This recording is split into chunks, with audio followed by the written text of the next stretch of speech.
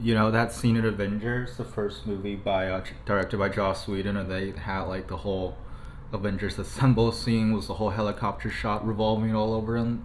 Well, this is what I did, but with a bunch of weirdos. Look at that.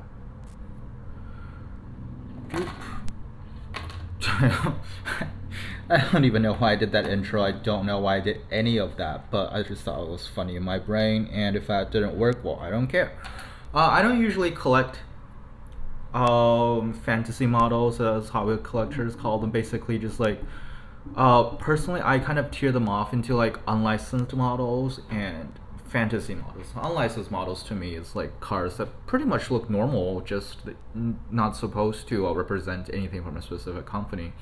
And to me, fantasy models are more like the Hot Wheels designers having fun and creating whatever they want. And I think this is probably one of the most interesting fantasy models I own. This is the Manga.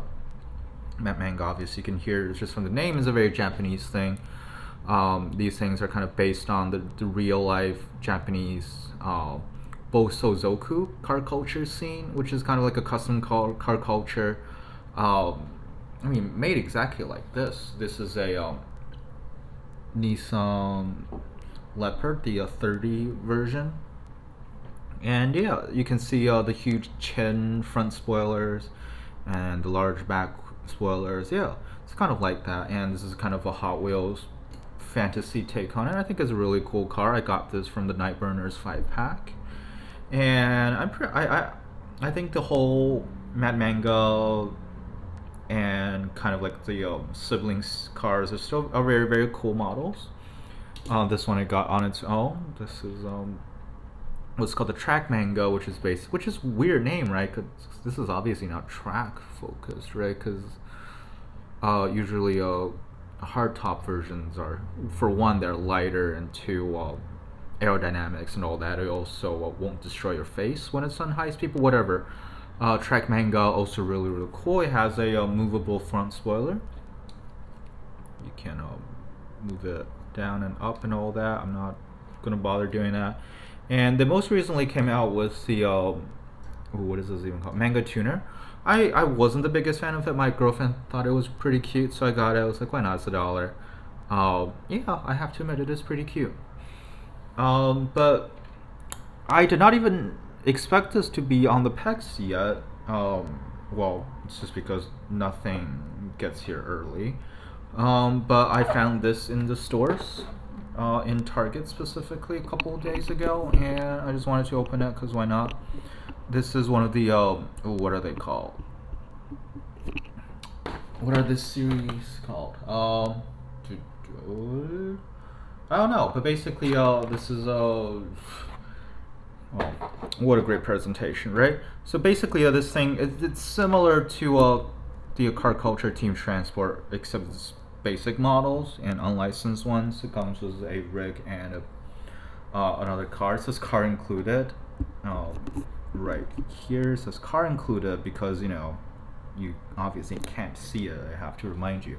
I only have one other model from this series. That's this one is a big rig heat, and I got it pretty much for the F1 racer car that was included. But this one is kind of alright. It's mostly plastic, and I think at least in my local Target, they're sold for $7. I think it's a bit expensive in my opinion, but well. So I'm gonna open it up, and this one also includes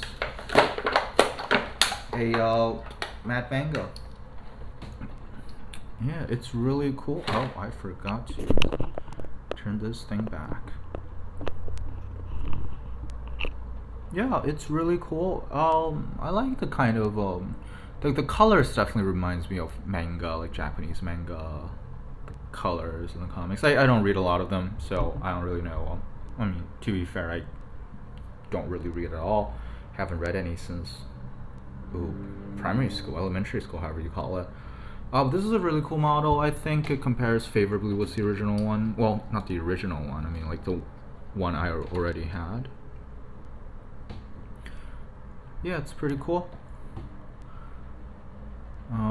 There's not too much to say about it. Just a very very cool looking car, and I think the like the car transporter, the hauler, the big rig, or whatever you want to call it, is more interesting. It's called the Galactic Express, and no, I really wish it's the Enterprise, you know. Nope. Instead, we have. I'm just gonna move these two out of the way. We don't really need a turntable. Well, it's more like it won't fit the turntable. And this is the Galactic Express. And you can see on the side it's very much inspired by Japanese manga. Let's take a look at the whole thing first before going specifically to the art style. I think everything that's black in the cab is metal. So it's actually a good chunk of metal. It's got more than the one I already have. This one's pretty much metal, full metal cab.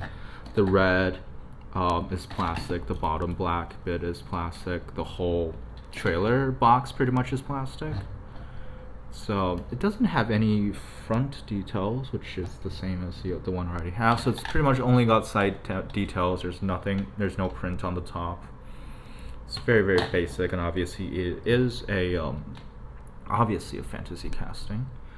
But on the side, the deco, you can obviously this is kind of very similar to like Gundam. Mech. I don't know if the colors match up with the Gundam comics. But yeah, it's a really cool thing, and it opens up on the back, so I would assume you can just put it in here like so. It doesn't really roll up, obviously, especially with the front chin. Yeah, I think this will be a problem with all Suzuki vehicles, right? How are you gonna go uphill? Yeah, there's a lot of space in there. Actually, I can't even get it out with my finger. It's pretty deep. Yeah. So it is a fantasy vehicle. There's not much I can say about them, but I think this is a pretty cool thing, and definitely enjoy getting it. It's probably going to be one of my only fantasy purchases for a long time. I mean, the last one I got was the ID Chase, so that doesn't really count because it is a rare Chase model for $1.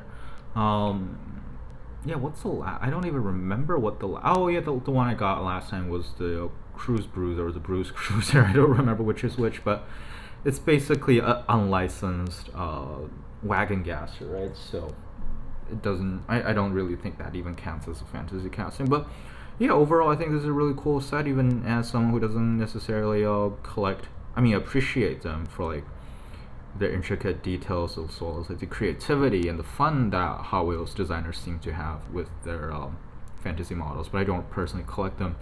But even then, I think this is a really cool set, and probably the best from this range, whatever this is. I don't even remember. I should probably do my research before, but I would assume this is already somewhere in the title that I've already done the Googling. So it's a very short video. Thank you for watching, and bye-bye.